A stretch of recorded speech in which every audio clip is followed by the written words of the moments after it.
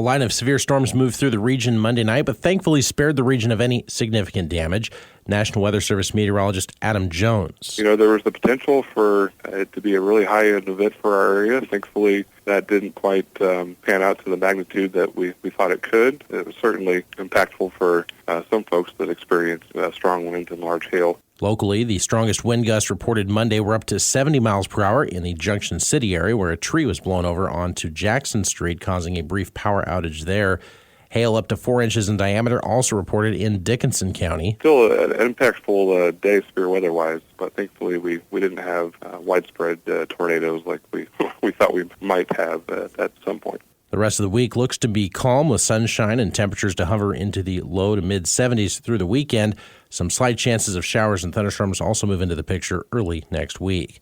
Recovery efforts in Westmoreland are continuing after last week's devastating tornado that ripped through town. Public Works Director Tim Eisenbarth spoke to the County Commission on Monday regarding the work that's been done so far and what to expect moving ahead. I would ask that the public be patient with us. We're not going to blade roads for a while.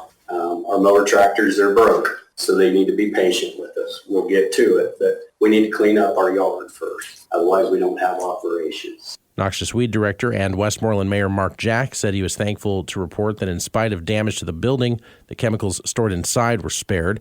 However, most of the county sprayers were wiped out. Recycling services have been suspended in the meantime. I don't know, 5 trailers probably that are damaged that can't be used at all. According to Eisenbarth, the county's insurance adjuster looked at damage last week and requested a structural engineer assess the buildings. County commissioners and staff praised the department for the swift cleanup response since last Tuesday. Monday's meeting was held at the county's EMS building in Wamego due to roof and window damage at the county extension office building in Westmoreland. Those meetings will continue to be held in Wamego until further notice. Budget talks are happening in Riley County. With more on that, here's KMAN's Colby Van Camp with a recap. Riley County commissioners on Monday heard 2025 budget and appropriation requests from several agencies. Riley County Historical Museum Director Catherine Hensler requested just under $492,000, down from last year's ask of over $497,000. According to a memo, the capital outlay request is the same as it was for the 2024 budget, and request for contractual services and commodities is down. Downtown Manhattan Director Gina Snyder asked the county to allocate $5,000 to support the entity's beautification efforts in the business district. That's the same amount it requested the last several years. Jared Trembley, Flint Hills Metropolitan Planning Organization Manager, requested $3,358 from the county for 2025. The MPO receives funding from the state as well as the other entities it serves, including the city of Manhattan. The request is down about $400 from last year's request. The MPO's total budget is over $341,000. In other business, County Treasurer Shiloh Hager reminded residents that second-half property tax payments are due on Saturday. Tax payments must be postmarked by this date, she said, to avoid accruing interest. Payments can be made in person at 110 Courthouse Plaza during business hours or via the drop box in front of the building or online at rileycountytreasurer.us.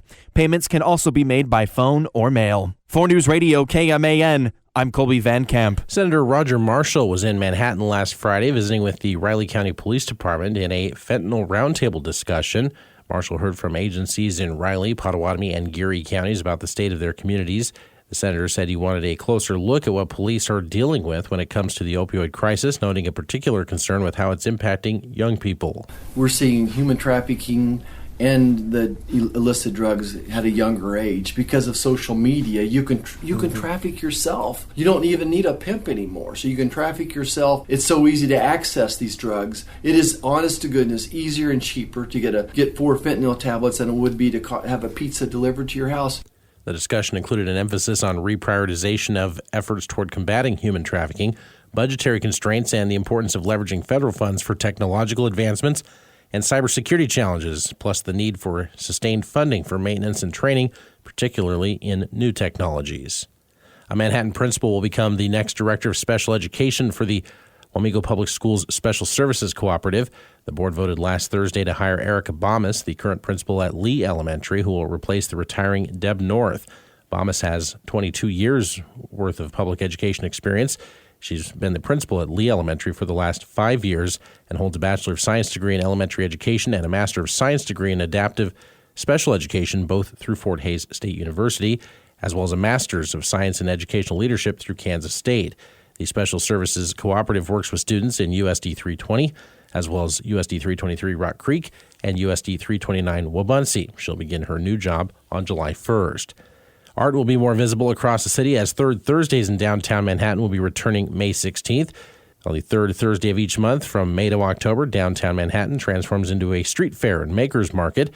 Downtown Manhattan Executive Director Gina Snyder explains just a few of the activities that'll be available. There's even a wide variety of things for families to do. Face painting for children and arts and crafts for children.